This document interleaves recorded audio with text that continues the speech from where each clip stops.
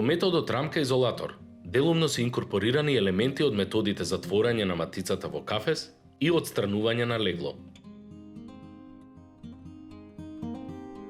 При првиот чекор, првата рамка со празен сод, во кој претходно се одгледувало легло, се воведува во така наречен изолатор.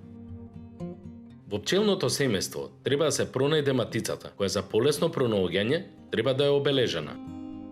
Матицата се воведува во изолаторот, каде што и рамката 1.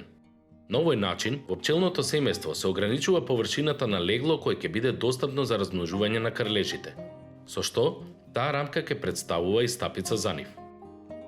Потоа, изолаторот во кој се матицата и рамката се поставува централно во пчелното семејство.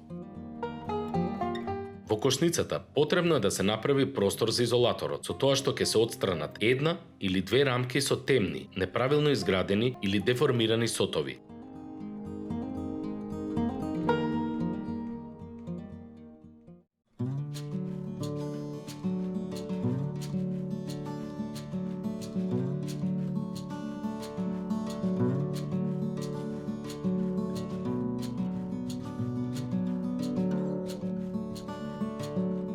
Девет дена подоцна, од изолаторот се вади рамката 1 и се заменува со рамка 2, каде што повторно ќе биде присутна и матицата. Изолаторот со рамката 2 и матицата во него се враќаат во кошницата и веднаш до него се поставува рамката 1.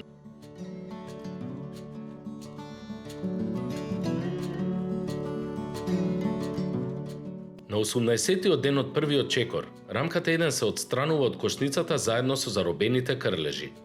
Рамката 2 се вади од изолаторот, а на нејзино место се внесуваат рамката 3 и повторно матицата. Изолаторот, сега со рамката 3 и матицата, се враќаат во кошницата, а до него се поставува рамката 2.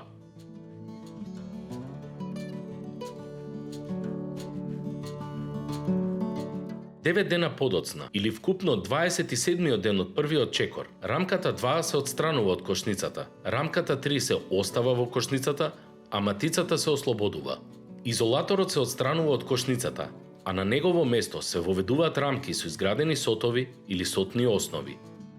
9 дена подоцна, или на 36-тиот ден од првиот чекор, рамката 3 се отстранува од кошницата и воедно се проверува дали матицата нормално и редовно несе јајца. За разлика од другите методи, кај овој метод, состојбата на пчелното семејство не се нарушува толку драстично. Матицата има можност непрекинато да несе јајца, а употребата на хемиски средства е исклучена.